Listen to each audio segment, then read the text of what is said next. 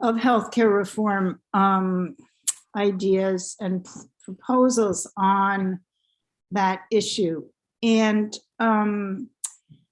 we have an amazing panel. I'm so excited about who we have on board here to talk to you. We have Rachel Madley, who works with Congresswoman Pramila Jayapal. Her main, she'll tell you more, but her main responsibilities are around healthcare policy and Medicare for all, and she's a PhD in healthcare research. We have Naveed Shah, who is the political director of Common Defense and a veteran. And we have Donald Kolish, who is a longtime physician, primary care doctor, practiced in a remote area in Vermont, and has worked at the VA for about a decade, I think. I just want to begin by kind of giving a little bit of background, which I think will help people understand precisely why this issue is so important. And I want to first begin by giving a bit of a background on VA eligibility. Veterans Health Administration, which is the largest healthcare system in the country, and the nation's really only socialized medicine system. Sort of single, it isn't a classic single payer system, but it's a essentially single payer system for the purposes of this public payer system. And a lot of people think that all veterans are eligible for Veterans Health Administration healthcare, and that's not true. The VA serves about 9 million vets, 6 million are entirely dependent on its services. And in order to get into the VHA, you have to have a low income or be indigent and or a service-connected disability, which can often be hard to prove because people don't go to the doctor when they're 18 and, hurt their knee or their back or whatever, and are discouraged from doing so and don't have a paper trail. And it's also, eligibility is also dependent on discharge status. There are about 125,000 veterans who are excluded from any VA veterans because they were discharged from the military with what's called an other than honorable discharge. They were perhaps had a traumatic brain injury or PTSD, or were the victim of military sexual assault, and they acted out or whatever, and they were kicked out of the military. We actually had a forum on this a while back, several months ago, and so they can't get VA benefits. So there's of the nation's 19 million veterans, many of them are not eligible for VA care. Many of them are uninsured. Naveed, I know we'll talk about this later. And certainly their families are not eligible, and their communities aren't. So you have a vast amount of veterans who need healthcare, and Medicare for all. Rachel will talk to that. We'll speak to them. But you also have this situation right now, since really 2010-ish and then accelerated in 2014, where you have a kind of cabal, if you will, it really is, of right-wing ideologues, people in Congress who are right-wing ideologues, and who are also beholden to healthcare industry contributions and to their campaign coffers. And you have the pharmaceutical industry, the hospital industry, and so forth. And they would like to get their hands on the $80 billion or more. And this is just in healthcare, because then there's a whole benefits thing, which we're not really talking about, but that is administered by the Veterans Benefits Administration. They would like to get their hands on this money, and they cannot bear the idea that this money is going into a public sector system. The Concerned Veterans for America, which is financed by the Koch brothers, and a new iteration called the Veterans for America First, which is also financed by the Kochs and has CVA alums, all kinds of people in Congress, Bost, Moran, and even some Democrats haven't been such great allies. And there is this huge move to privatize the VA. And the way it's being conducted is in part by taking money from the VA budget and using it instead of to pay for improved services, hiring more staff at the VHA, and developing more clinical services, repairing infrastructure and so forth. It's being taken out of the VA budget and flows into the coffers of private insurance companies that manage what's called the Veterans Community Care Network, and then thousands and thousands of private sector hospitals, doctors, physical therapists, psychologists, and so forth. And we think that and the budget for private sector care now comprises in 2020 20% of the VA budget, the Veterans Health Administration budget. That's increased depending on estimates, and there are various estimates between, in the past 3 years, between 100 and 500%, but it's definitely increasing.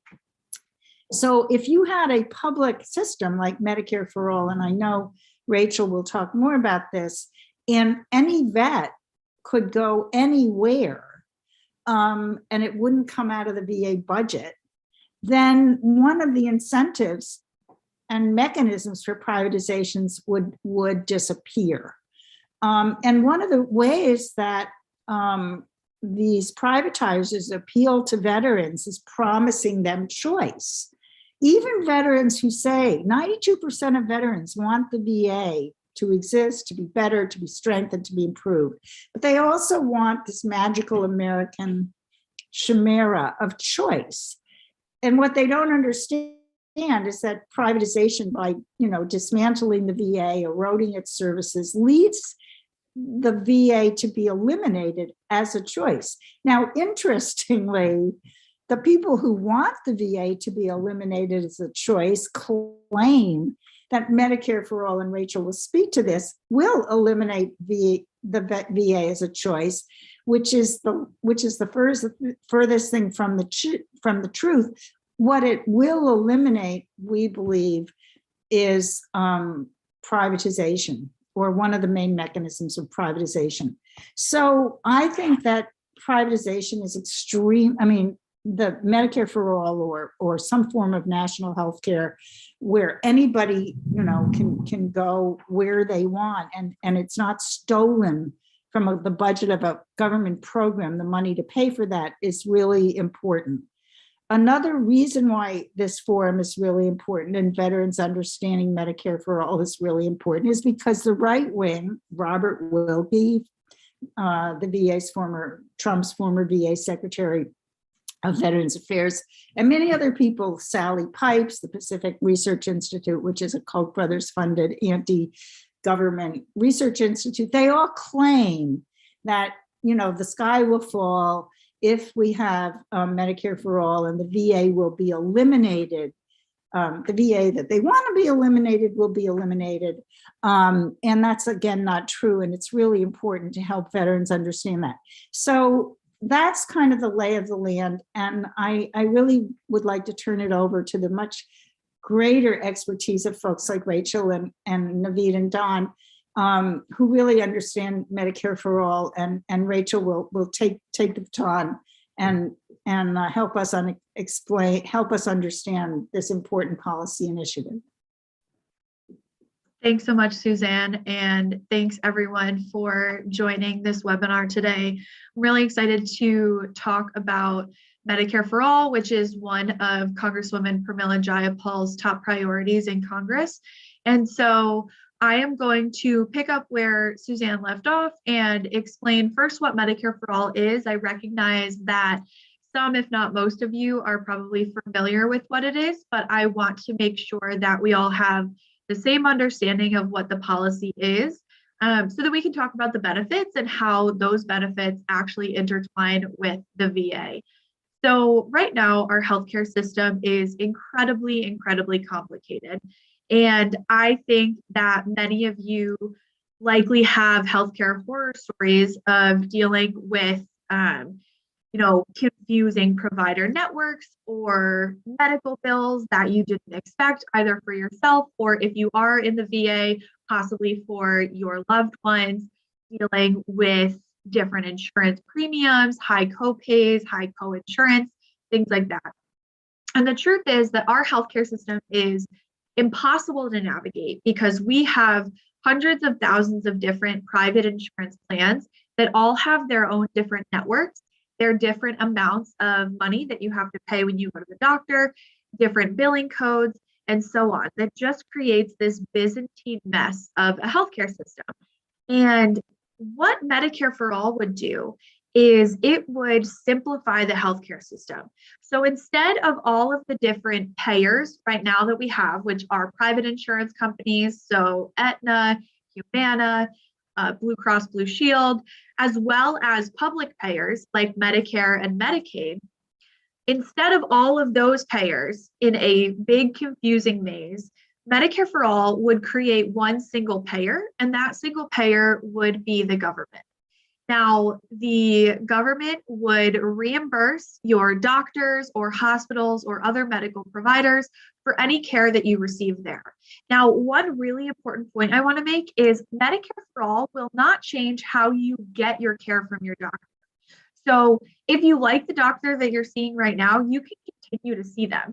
The best part about it is if you don't like your doctor right now, but your insurance company has a restrictive network, you can't find a doctor that you like, that restrictive network will not exist under Medicare for All, and you can go see whatever doctor you would like. So Medicare for All is more of a reform on who is paying for the healthcare. It's not a reform on how you are getting your care. That being said, Medicare for All will free up doctors and nurses and other medical providers to give you better care. So studies have shown that doctors and nurses spend a huge amount of time fighting with insurance companies, dealing with billing and other paperwork tasks, whereas Medicare for All will eliminate almost all of that so that they can actually invest more time in your care. Now, another thing that Medicare for All does is it would cover everyone. So right now, if you switch jobs, if you have a change in your marital status, if you're unemployed, or as Suzanne mentioned, if you are a veteran who does not qualify for the VA, you may find yourself without health insurance. That would not exist anymore under Medicare for All. Everyone will be covered from birth until death, no matter your age, socioeconomic status, gender, sexual orientation, race, ethnicity, everyone will be covered. And that really gets to the heart of what the Congresswoman believes, which is that healthcare is a human right. And the only way we can guarantee that is through Medicare for All. Now, I want to discuss one other really big benefit of Medicare for All that ties into VA privatization. So another benefit of Medicare for All is it removes the profit motive from healthcare. And right now, we have companies in healthcare to make a profit. Your private insurance companies are there because they want to make money off of having you as a beneficiary. With Medicare for All, there are no profits to be made from denying care, denying a claim, billing you for going to see an out-of-network doctor. It removes that profit incentive and really returns healthcare to the number one spot in the priorities in our healthcare system. And I think that is so important and also ties into VA privatization, which I know that Naveed and Don will get into, but we are also seeing increasing privatization of other federal healthcare programs, such as Medicare. There's a Medicare direct contracting program going on right now that's trying to privatize yet another federal health program.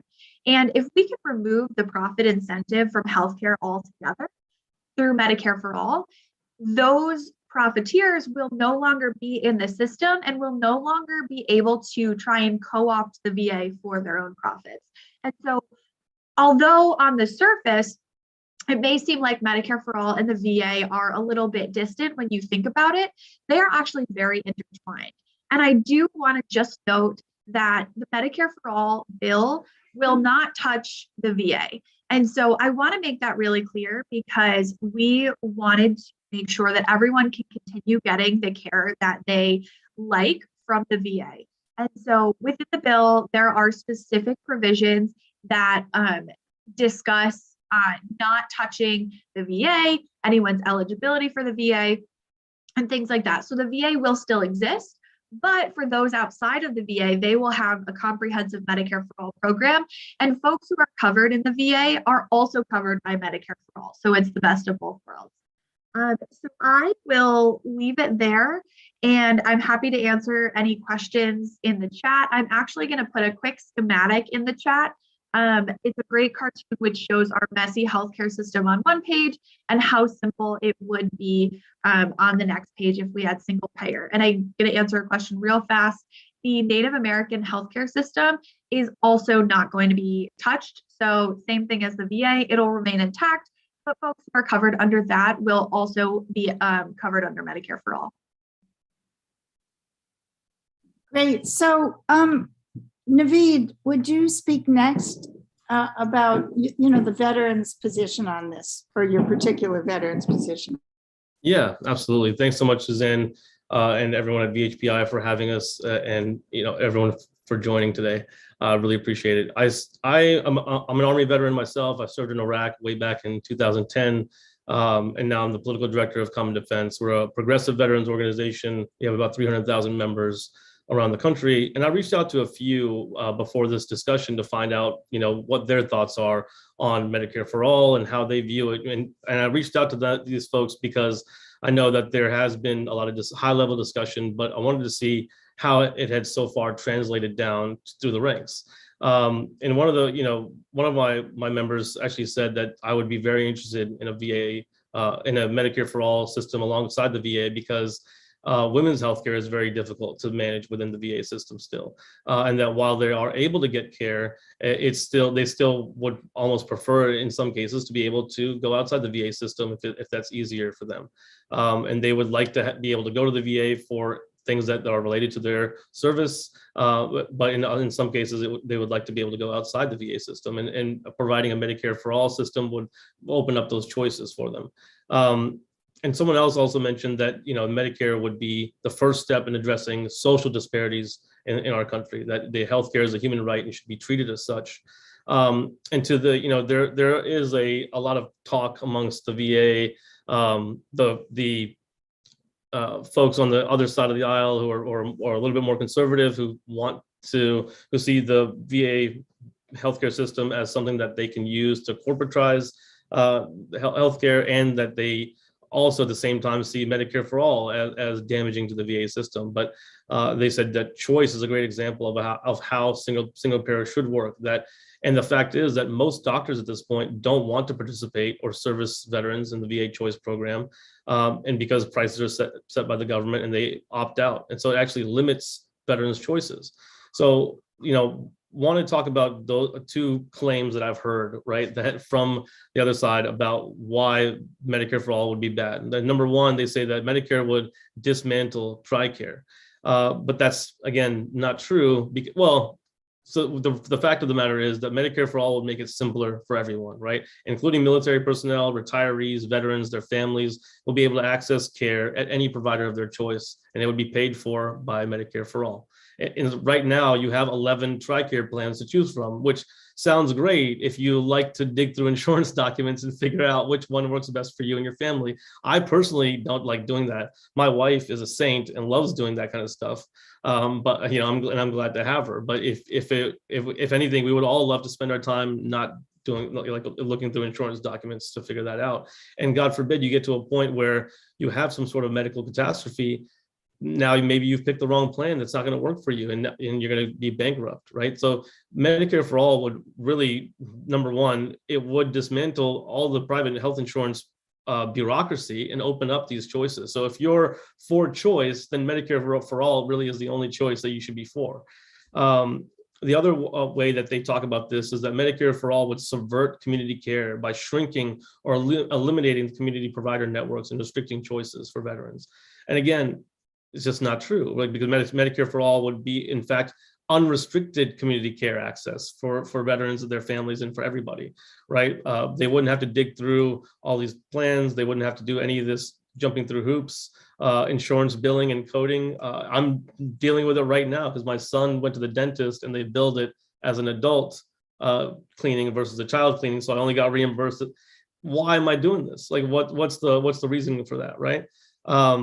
Medicare for All would actually do what the conservative argument is, that it would provide more choice, increase access, and hopefully with this competition, it would improve care for veterans and all patients, and really eliminate the bureaucracy of insurance companies.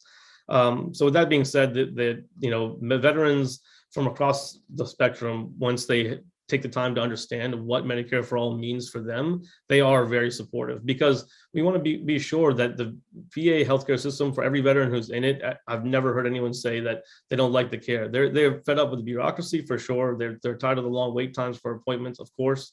But when they are able to access care, when they are able to see a provider, it's world-class care. It's some of the best care in the world, and because it's been developed specifically for the needs of our community, it is really the best care that you're going to get as a veteran. And so when veterans understand that the VA healthcare system won't stay intact, would be able to still be able to access that care, especially when it relates to service-connected disabilities and things like that, they love the idea of having the option for their families and for others to go outside of the VA system and access care anywhere they go. I think one thing I wanted to mention also is that in many places, veterans healthcare centers are far away. And so they still, while the community care program began to address that issue by opening up options to see providers outside the VA system, it still was not quite enough, because as I mentioned earlier, many providers are still not accepting those programs because of government billing practices, right? They want to be able to charge more. What the Medicare for All system would do would be, again, to eliminate that headache and allow for veterans and their families to access care everywhere they go. There is also a big percentage of veterans who are completely uninsured because, as Suzanne mentioned earlier, many veterans are not eligible for VA care, right? They don't have a service-connected disability. They are over the income limit, whatever the case may be. And so for them, they don't have any insurance at all. And so this would, again, provide that opportunity for everyone in the country to have access to care. And last thing I want to mention is that, many VA facilities are underutilized. Like there are VA facilities like here in DC that are always packed full, but then in other parts of the country, the VA facilities are having excess amount of care available, or beds available, or providers, and they're not able to, they don't have the same level of patients coming in now that they used to. What I would like to see happen is for the VA system to be opened up to more veterans, maybe even their families, so that they can access care, where it's available. This was actually something that was proposed by another VSO, the American Legion, but because of other politics, it wasn't supported. So I think this is an opportunity right now for veterans of all stripes and veteran service organizations, from the American Legion and the Veterans of Foreign Wars to newer organizations like the Iraq and Afghanistan Veterans of America, to get on board and support Medicare for All, so that all of us can have access to care, not have to worry about where our families are going to go or the medical bills that are going to come up if we have some sort of catastrophe in our family, and really be able to get the benefits that we earned as service members, right? I think that's one of the biggest things that I always go back to, is for many of us who, whether you served overseas or not, you raised your right hand, you signed on the dotted line, and you took that oath to serve your country. The least your country can do is provide the care for you, when you come back home. So I won't, belabor the point, Suzanne. I'll pass it back to you, and happy to answer any questions you have. Thank you. And I just, before we go to Don, I really want to reiterate that I think that having a Medicare for All system where we have a bigger pot really presents the opportunity to include veterans in the VA who would like to go to the VA,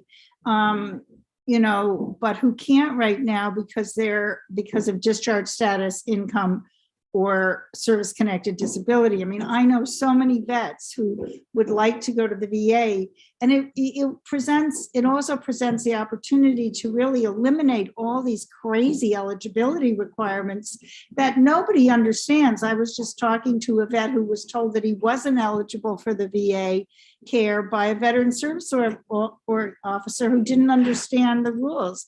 And, you have these crazy rules that are so complicated. It's kind of like not as bad as the 1,500 different insurance companies. But I think if you had Medicare for all eventually down the line, you would have more money to spend on healthcare for everybody, including veterans and their families. And that would mean that you would have, you could get a bigger budget for the VA to include more veterans. So I'd like to call on Don.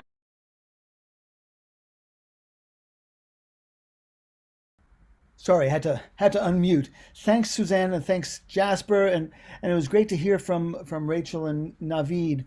I just want to say first, thanks to everybody who's participating. This is a wonderful confluence, I think, of two communities. That people who are participating in this are from the veterans health community, and others are from the single payer Medicare for all community. And the common ground between these two is an area of high quality, compassionate care for all. And so what a great opportunity, Suzanne, to explore that. So I've only been with the VA for, as Suzanne said, for about 10 years. I've spent the first part of my career first in a very rural part of northern New England, taking care of low-income people, many of whom were self-employed. They were farmers and loggers and did not have access to private insurance. And then I spent a good bit of time in a low-income, densely populated urban area in New York City, where there were a lot of people who also did not have access to private insurance. And as a longtime PNHP member, Physicians for National Health Program, and supporter of single payer, I always thought it would make sense, gosh, if there was just one single pathway that everybody is eligible for that pays for everything. And so now in the twilight of my career, I find myself working in the VA, which is exactly that. Although, as Suzanne pointed out, some of the eligibility gets complicated and at times is nonsensical. And as Naveed pointed out, sometimes the bureaucracy of a government program is overwhelmingly frustrated. If we have enough time, I could tell you some wonderful stories. But to be practicing in a system that values coordination of care, where the providers, the nurses, the support staff, all of the specialty services, OT, physical therapy, particularly mental health, all cooperate without having that profit motive and without having to protect their turf, as Rachel was pointing out, has just been a joy. I joined the VA, quite honestly, because when I was looking around, I stopped a guy in the hallway. He turned out to be a maintenance guy. And I said, "So what do you do?" And I was expecting him to describe the machines he worked on. He said, "I help take care of our vets." And that's how he saw his job. So it's been a pleasure for 5 years working at the mothership of a major medical center. And now I've been working at a community-based outpatient clinic. Somebody in the chat was talking about these CBOCs that do bring the care out into the communities. It's been incredibly gratifying, and it's an example of how a well-designed, well-planned, and cooperatively operated program can work. So I just want to zero in, if I can, Suzanne and Jasper, on what I think may happen if and when we get, let me just say when, not if, we get a single payer system. And parenthetically, I'd like to say it's not just Medicare for all, but it's improved Medicare for all. Naveed, you were referring to dental care. Many vets do have a hard time getting access. There's a nice picture. But in the civilian world, Medicare does not cover dental, does not cover eye, does not cover hearing, a bunch of other things it doesn't cover. Some of those are well covered in the VA. Vision and hearing are wonderful. Dental is a little bit more problematic, but improved Medicare for all, such as in Representative Jayapal's bill, would include all of those, and also parenthetically the companion bill in the Senate that's primarily sponsored by Bernie Sanders. So I take care of two groups of vets. One are those who choose to come to the VA, and they choose to come for a couple of reasons. One is the quality of care, as Naveed mentioned. And that's quality of care that's enhanced by a sensitivity to the shared experience that veterans have. And there are many people, my hiking buddy is a vet. He gets some of his care in the VA and some of it outside of the VA. But there are many vets who find that the VA is a place where they can feel comfortable, a place where their, at times, foundational experiences as young people is recognized and honored. And they love the quality of care. And parenthetically, those people range in age from young people who have just completed their service all the way through to World War II veterans who still have a primary identity as a veteran and see the VA as a place where that can be honored. But then I also have veterans who come to the VA because they have to. As we all know, veterans in a all-volunteer army, all-volunteer service rather, are slanted more towards the lower income ends of the spectrum.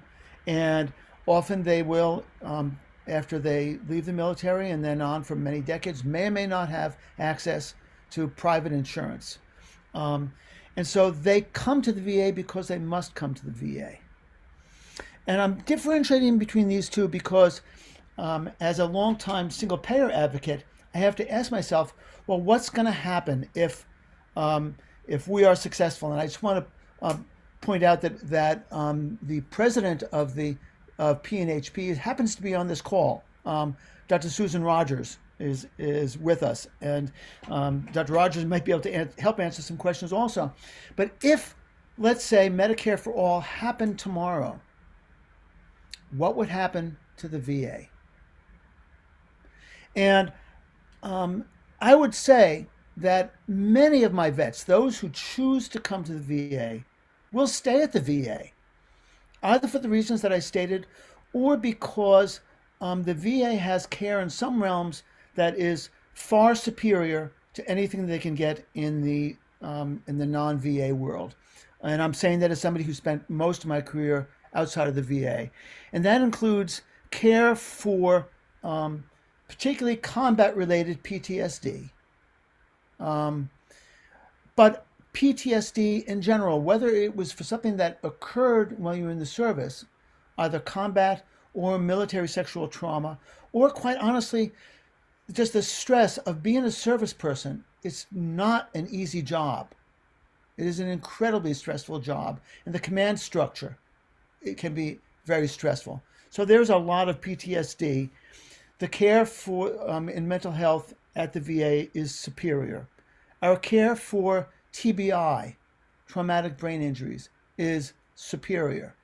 And our care for complex chronic diseases is in many ways superior because of the resource and attention that is paid towards having a strong primary care system. There are all too many people who have multiple chronic diseases cared for in the civilian world who will have a cardiologist, a gastroenterologist, a rheumatologist, an endocrinologist, and they don't have anybody who knows the entire person. Whereas in the VA, primary care doctors, such as myself, have a major role of guiding the team and taking responsibility for caring for the whole vet. And so that sort of care is superior in the VA as compared to many other systems in which I've worked. But there will be vets who will choose, if there is a well-functioning Medicare for all system, to leave the VA. They might, if Naveed is correct, we may be able to expand services to have children, but quite honestly, that's not ever been the VA's mission. And so some of my vets might choose to go out into the civilian world so they can have care in the same system as their spouses, partners, and children. But they will also have a choice for those vets who either are not close to a community-based outpatient clinic or to one of the major medical centers. They may find it to be more convenient to go to a private system. And I just want to reiterate that Medicare for All, improved Medicare for All, is not a delivery system. It's a financing system. And the systems of delivery of care, including the Native American Indian Health Service and the VA, will continue. However, what is going to be removed from the system when we achieve Medicare for All is the insurance industry, which, to both my knowledge and my experience, adds no value to the healthcare equation at all. So there's not only 30% savings, but there is a realignment of values towards the care of people rather than towards profit. So I think that in sum, I think that having Medicare for All will improve care for veterans' families, and for many veterans will improve care. It will provide both an opportunity and a challenge for the VA to redefine itself, to focus on its strengths, and also to teach much of the private world how coordinated, patient-centered, and community-centered care can be well implemented. And so thank you for this opportunity to talk with you all. And I do really welcome questions and looking forward to our conversation. So we have about 20 minutes, I think, for questions. I'd love to hear from folks like Susan Rogers and Mark Dudzik, and Jason Kelly has joined us. He's a pulmonologist at Wright River Junction. And I'd love to hear from them. The one thing I would say is that, two things I'd like to add is that Don ended on a very positive note about the American healthcare system learning from the VA as opposed to cannibalizing the VA. And I think that Medicare for All affords an opportunity for that, because the VA is a payer and a provider of care, and Medicare for All is a payment system. And, you know, in my view, Medicare for All is a necessary but insufficient condition to reform the American healthcare system. I also think that we also have to add the COVID situation in here, because the American healthcare system is collapsing as we speak, literally as we speak. And the VA is more important than ever because of this frightening collapse. And I think that, you know, right now, the VA is very hampered in its ability to compete for veterans because it can't advertise, it can't market, it can't reach veterans, because the idea of the VA, you know, the people who favor the market and believe that the market should run everything, including how you raise your kids, you know, really, the corporatization of everything. They, right now, oh my goodness, I just think I lost my train of thought, but right now, right now the VA is not allowed to compete with the private sector because it's not allowed, they don't want it to best the private sector. They don't want people to be saying, like I say every day, because I know so much about the VA, how come I can't get care there, And I think that if you liberated us from this kind of corporate system, then the VA would be able to not only teach the private sector a thing or two, but also, compete for veterans in a more effective way. We'd also get rid of the private insurers who are ripping off the VA as we speak, TRICARE and Optum, TriWest and Optum, who run this so-called community care program and who've stolen millions, if not billions, from it.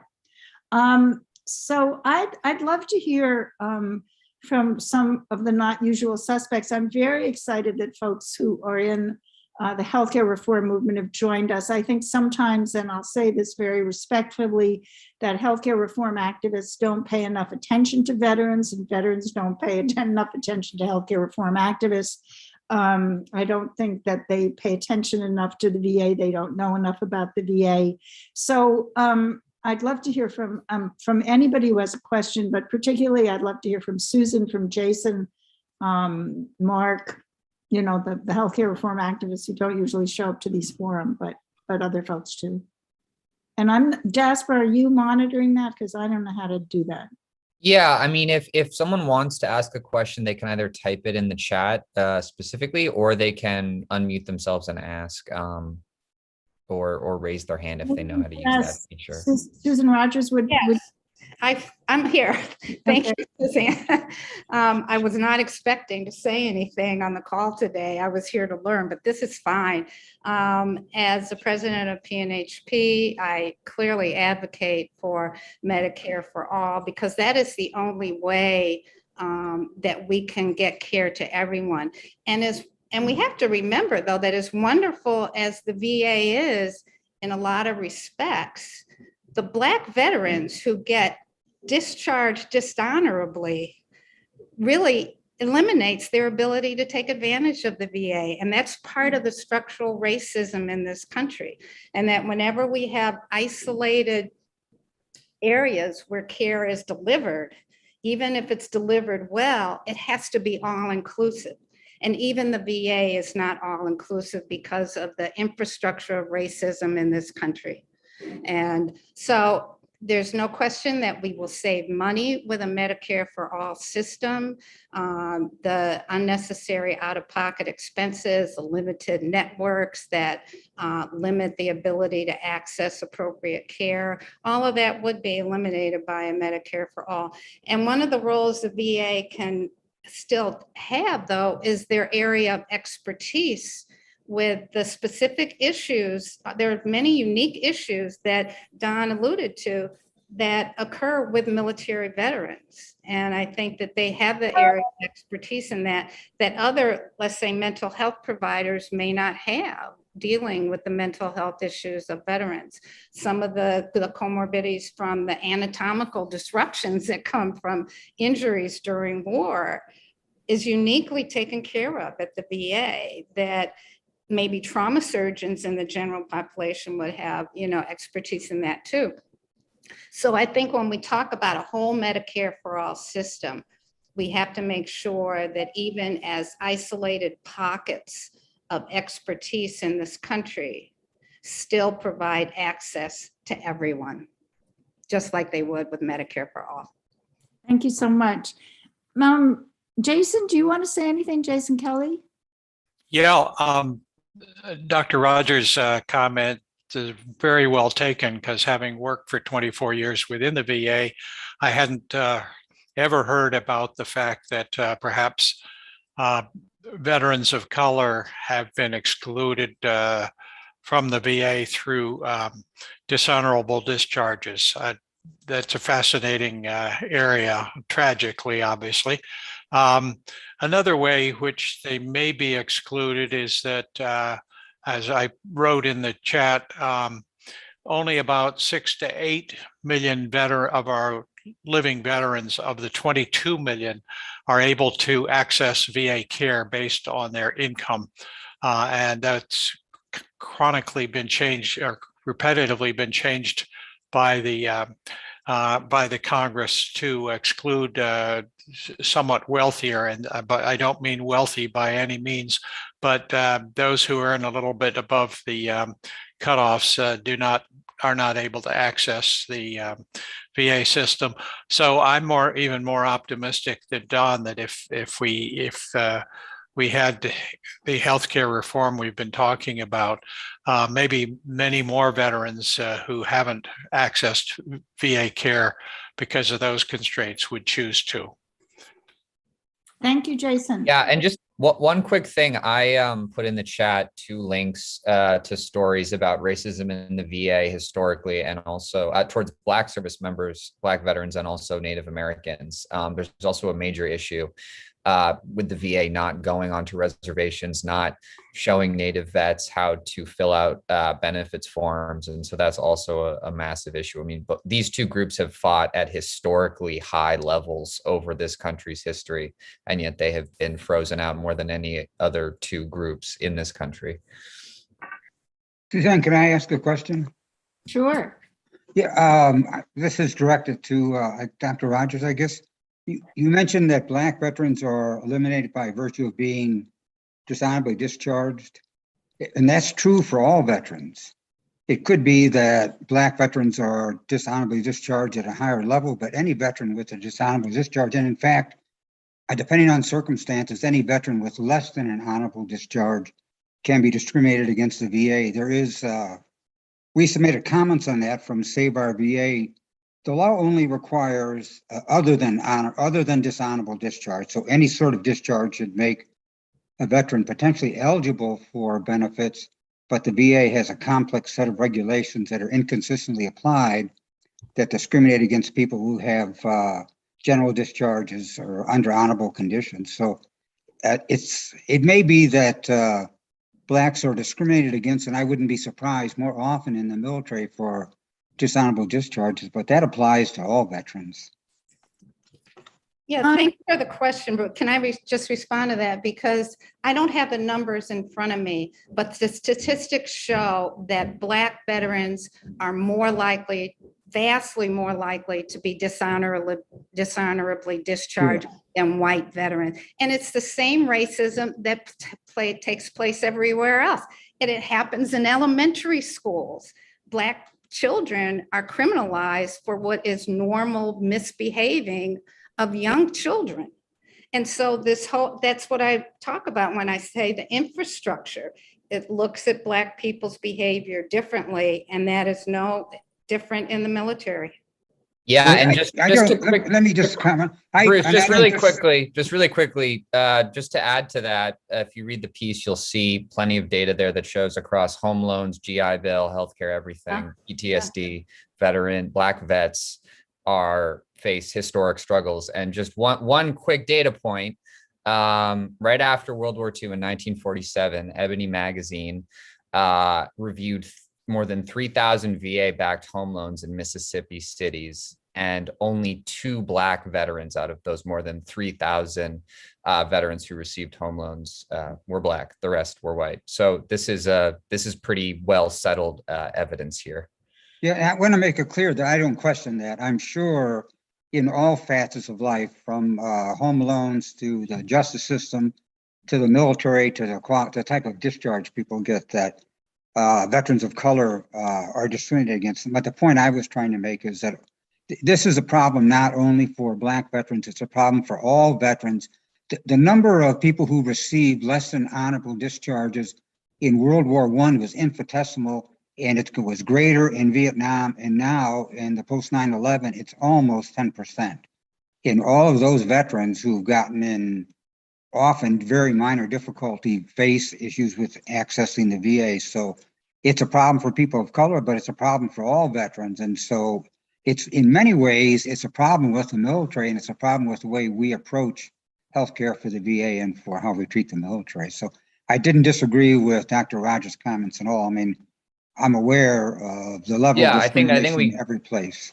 I think we get that. And yeah, I mean, certainly there's major stigmas against mental illness, and many people who get dishonorable discharges are suffering from mental struggles, often brought on by military service. In fact, remarks that we submitted to, Yeah, I think we're going to Federal move on, Register. Bruce, just because there's a lot of people. Yeah, that wanna all take right. Hey, some other if I can questions. jump Thanks. in, I see a great question in the chat from Paul. He said, the question is, how do we move towards success? And I don't know, if Rachel, if you want to talk a little bit about what we could do, all the veterans here and different groups to help. Yeah, so that's a great question, and I would love to answer it. And so I think what is really special about this event, but also kind of having these two movements that work in tandem, but sometimes not always together, meaning the Medicare for All movement and the VA movement to really save the VA and stop privatization, is there are an overwhelming number of people in both of these movements. And if we really combine the movements to fight for what we all want, which is removing those profit motives from healthcare and making sure that whether it's veterans or veterans' loved ones or just anyone in the US can get their highest quality healthcare. And so I really think working together and across our movements is going to be really, really important.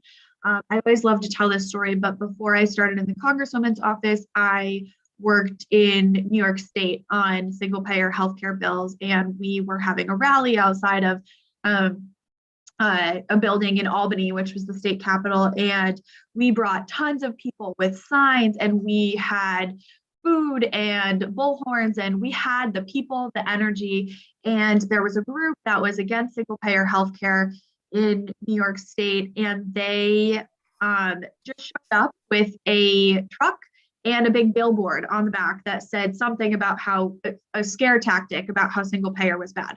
They didn't have people behind them. They don't have energy behind them. The only thing that they have is money that they've made from profiting from our healthcare. And I think we really have to use the people power that we have in both the VA movement as well as the Medicare for All movement to fight back against it. And what does that look like?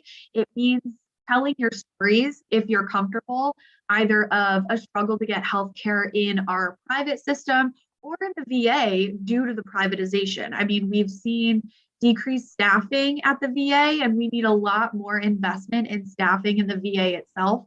However, it's been, siphoned off and privatized, and a lot of VA funding is going to private providers. If we stop that, we could bring that money back and we could increase the staff at the VA. So sharing your stories, contacting your members of Congress. I know the Congresswoman loves to hear from people about their healthcare desires and the need to pass Medicare for All. So contacting your congressional elected representatives, either on Medicare for All, VA privatization, or both, is always really, really helpful. But I think focusing on the people power and really putting the pressure on Congress to move Medicare for All forward and stop privatization of the VA. And I will kind of pass it to either Naveed or Don or Suzanne if they have anything they want to add on that. No, I think you put it very perfectly, Rachel. Like, that's exactly what we're asking our members to do, and all of our supporters to do is talk about your story. Like that, there is a lot of numbers and facts and figures that we can get into. But at the end of the day, what both legislators and the public needs to hear is why this is going to be important for you. And you, as I mentioned earlier, the points that the other side is using to fight against Medicare for All and saying that it's going to limit access and limit choice, those things aren't true, right? The fact is that a Medicare for All system would open up options for vets and protect the VA healthcare system and protect the Indian healthcare system so that everybody has access to the care that is, appropriate for their service-connected disabilities, that's culturally appropriate, and allows providers to get out from under the thumb of the insurance bureaucracy, right? And all of us, really. So I think those are the key takeaways that, if you have any, and I see a lot, the chat is going crazy, so I'll just say that and pass it back to Suzanne. Thanks. Yeah, Bridget, did you want to make a very, very quick comment? I see your hand is up. Bridget? Okay, maybe I'm. I had to unmute myself. Oh, okay. So I'm sorry to, and this is going to be very quick. I'm sorry to bring up something that is off topic, but it is extremely important. It's related to VA healthcare. If anybody is on the chat that deals with anything in the VA Women's Clinic, if they could please contact me, I put my information there. I just have to start by saying I get really great healthcare at the VA. I don't want to go to the media because they will tend to just use a veteran to make a bad VA story. And I have been dealing with a very stressful situation, that's like an understatement, since August in the VA Women's Clinic. It's just really creepy. Can I just interrupt you? Do you think we could do this offline? Because I think we have just a few more minutes, and I think it would be great. We would really love to help out, and I know folks would love to help out and hear you. And it's probably a longer story than we have time to hear now. It is. So do you think we could talk to you offline? That would be awesome. That's exactly what I'm looking for. Okay, that's like so super. And thank you. I'm really sorry. Jasper, do you have control over the? Don was going to say something. Don, I see your hand up, so you can, if you want to sort of close this out here. Well, thanks. I think one of the challenges, because I agree, the key question is how do we move forward? I think that we have to think about the intersectionality of our various movements. I think that there can be, many of us spend a lot of time looking for racial health justice. Having a single payer Medicare for all approach is a necessary but not sufficient component of racial health justice. Many of us are interested in mental health. We cannot have good mental health for all unless there is a single pathway, such as Medicare for all. We cannot have good care for veterans unless all veterans have access to care. We cannot have good health care for veterans unless veterans' families are well cared for.